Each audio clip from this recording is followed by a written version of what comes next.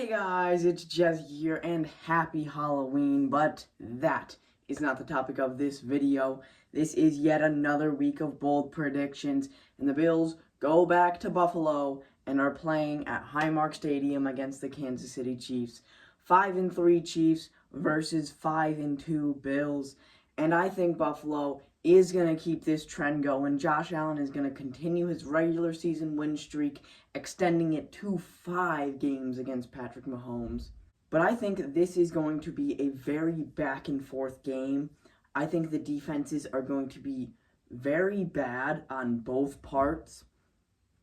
Something I am very scared about for the Bills defense is the lack of defensive tackle depth.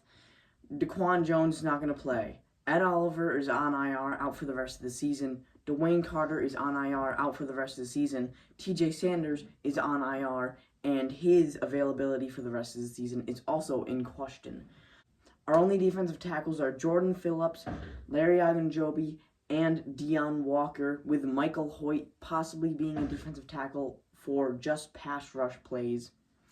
And then I'm hoping that we can have the return of Terrell Bernard and Matt Milano this week, which will be necessary against Noah Gray and Travis Kelce and all of their quick RPO passes going over the middle. They love going to the middle of the field, and if we want to stop Kareem Hunt and their running backs, and we need someone to be a quarterback spy for Patrick Mahomes and Terrell Bernard, Matt Milano. We need those guys healthy. We can't be running it with Doreen Williams and Shaq Thompson. They're decent, but they're not nearly as good as Matt Milano and Terrell Bernard are when they are both healthy and on the field. We will be seeing some more playtime from Maxwell Harrison, so hopefully we can kind of lock down their wide receiver one. I think the Bills' defense needs to focus on creating a negative play on first down. If we can get them to a second and long, and then say they fire an incompletion, now it's third and long, we have a very high chance of stopping them. We can't be letting them get 5 yards every first down, because then it's like whole playbook is open for 2nd and 5. Play action, we could run it, we could take a deep shot, whatever.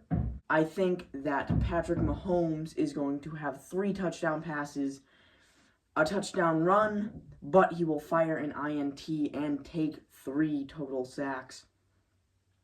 I think Kareem Hunt will have around 70 yards on the ground. Patrick Mahomes will probably have around 45. I think Kelce and Rashee Rice are going to be the leading receivers, each at about 75 yards. And I think that Patrick Mahomes is going to have over 300 passing yards. With that said, I think most of our defensive pressure and our sacks are going to come from the edge. Their interior of their offensive line is too good, so we just need to create some edge pressure, because I know their right tackle, Jawan Taylor, is not really that good, and their starting left tackle has currently been taking some personal days off of practice and missed last game due to a personal issue.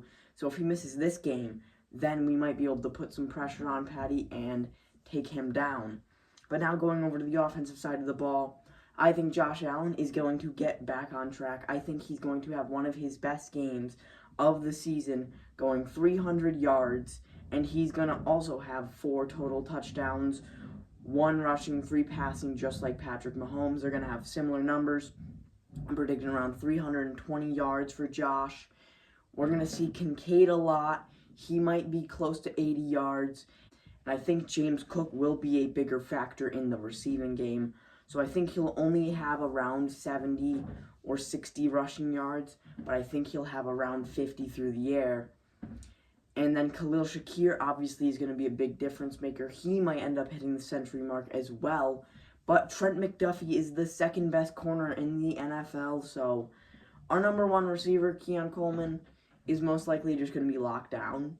So expect Shakir a little bit more. So I'm thinking Keon actually might be around 50 yards. Our offense is going to be relatively clean, but I think Josh Allen will take a strip sack by either Chris Jones or George Karlaftis, and then it ends up getting recovered by the Chiefs. And yeah, I think it's going to be a relatively clean game with only 2 total turnovers, only a few punts, and non-stop offense with maybe a few stops, and those stops are probably going to be 3 and outs or on 4th downs, like red zone, 4th and 1. It's going to be a QB sneak, and they're going to rule it short, even though Josh Allen definitely picked it up.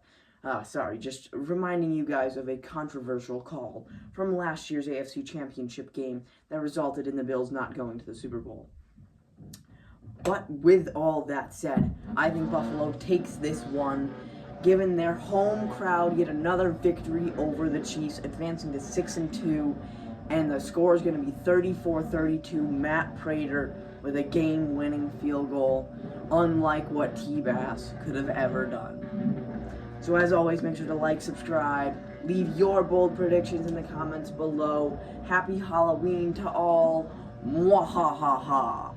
Let's go, Buffalo. Peace.